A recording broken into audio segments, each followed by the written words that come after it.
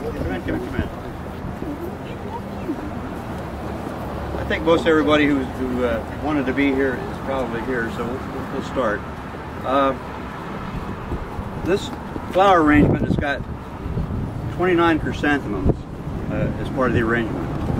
And each of these flowers represents one person who's been assigned to a stray goose squadron who eventually perished in an MC-130 accident.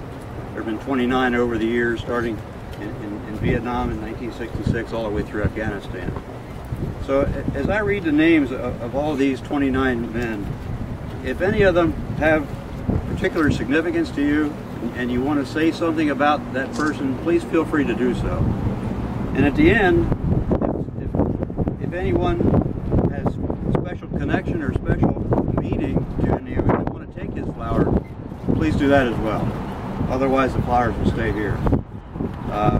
After I'm finished doing the roll call, we'll take our two wreaths, the wreath to S01 crew and the wreath to S59 crew, and we'll walk around the air park to where the monuments for these two crews are, and we'll place those on those monuments.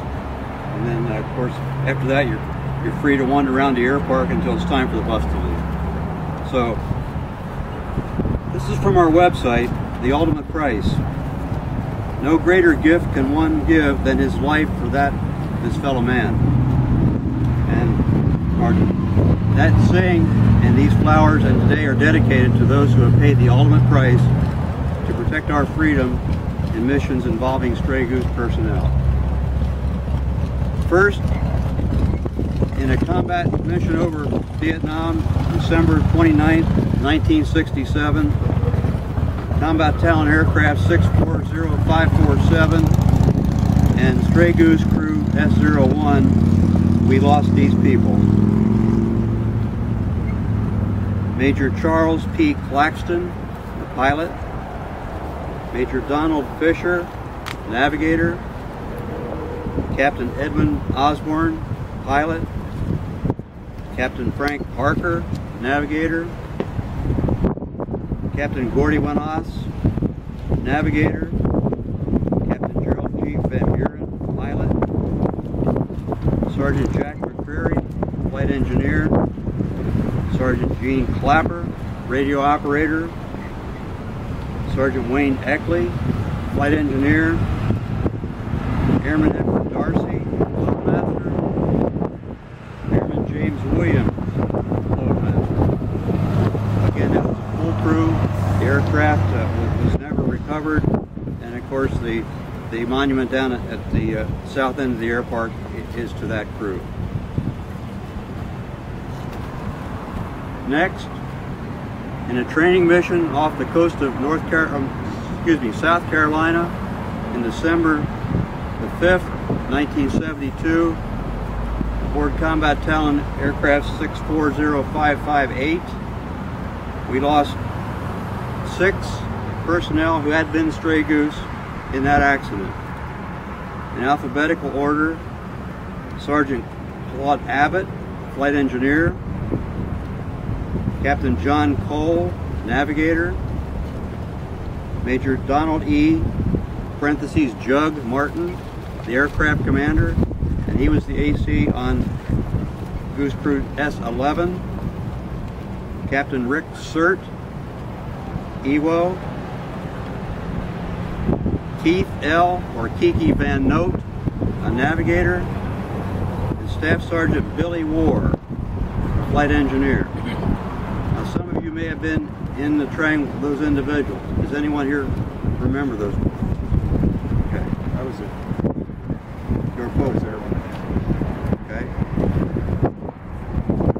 Next, during Operation Eagle Claw in the desert of Iran, on the 25th of April, 1980, we lost 2 personnel.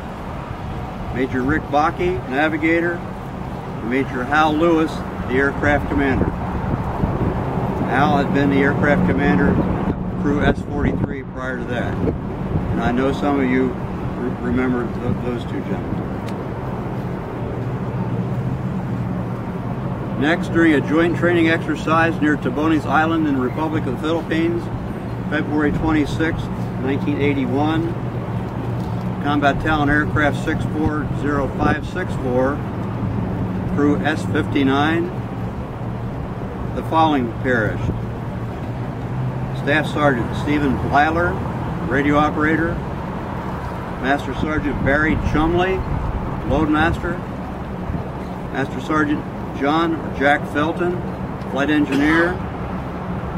Major Jim Kirk, the aircraft commander. Tech Sergeant Gary Logan, loadmaster. Captain Norm Martell, pilot. Captain Thomas Patterson, navigator. Captain Gregory Peppers, navigator. And I know some of us remember them quite well. Next, an Operation Enduring Freedom in Paktika Province, Afghanistan on June 12, 2002. Technical Sergeant John Corlew, a loadmaster, perished in that accident. And then finally, during a joint training exercise in the Drizdes Mountains in Albania, March 31st, 2005, on the Combat Talon II aircraft 870127, we lost Tech Sergeant Jim Henry, loadmaster, on that crew. Is there anyone who wants to say anything about any of